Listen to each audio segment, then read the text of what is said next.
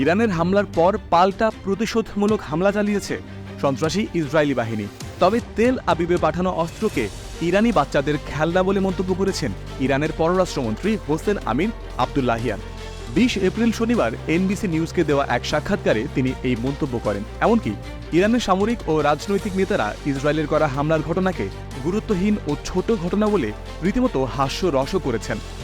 আবদুল্লাহিয়ানের করা মন্তব্যের পর এখনও কোনো প্রতিক্রিয়া জানায়নি বর্বর নেতা বেনিয়ামিন নেতানিয়াহুর দেশ ইসরায়েল। ইরানের পররাষ্ট্রমন্ত্রী বলেন, এটি ছিল 2টি বা 3টি কোয়াড কপ্টারের ফ্লাইট, যা আমাদের বাচ্চারা ইরানে যে খেলনা ব্যবহার করে তার মতো।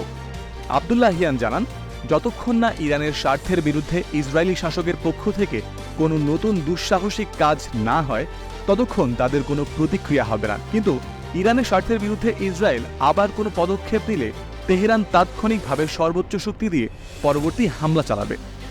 গত শুক্রবার স্থানীয় সময় ভোর 4টার দিকে ইরানের ইস্পাহান শহরের কাছে হামলা চালায় দখলদার ইসরায়েল।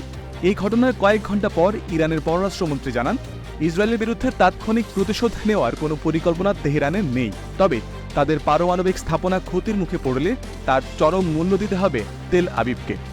এদিকে ইস্পাহানে হামলায় কী ধরনের অস্ত্র ব্যবহার করা হয়েছিল এবং তাতে ক্ষয়ক্ষতি কেমন হয়েছে তা নিয়ে এখনও অসম্পূর্ণ ও পরস্পর বিরোধী তথ্য আসছে। মার্কিন কর্মকর্তারা বলছেন ক্ষেপণাস্ত্র হামলার কথা, আর ইরানের কর্মকর্তারা বলছেন মধ্যাঞ্চলীয় ইস্পাহান প্রদেশের এবং উত্তর পশ্চিমাঞ্চলীয় তাবরিজে 3টি ছোট ড্রোন বিস্ফোরিত হয়েছিল।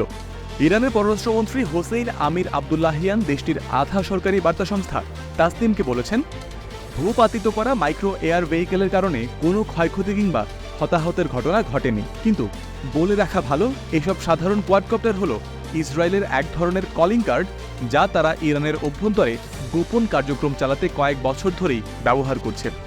এবার তাদের প্রধান লক্ষ্যবস্তু ছিল ইস্পাহান।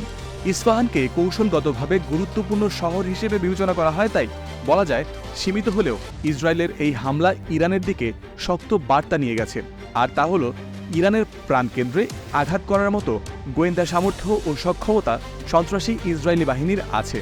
ইসরায়েলের জন্য এই বার্তা দেওয়াটাই জরুরি ছিল এবং তারা মূলত সেটি নিশ্চিত করতে চেয়েছে।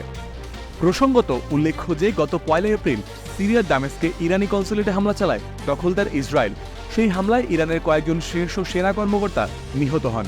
ওই হামলার জবাবে গত 13 এপ্রিল শনিবার রাতে ইসরায়েলকে লক্ষ্য করে 3 শতাধিক ড্রোন ও ক্ষেপণাস্ত্র ছোড়ে ইরানের রেভলিউশনারি গার্ড কোর। এই হামলার প্রতিশোধ নিতেই ইরানে পাল্টা হামলার হুমকি দিয়েছিল ইসরায়েল, আর সেই হুমকি ইসরায়েল বাস্তব করে দেখালো শুক্রবারের এই হামলার মাধ্যমে।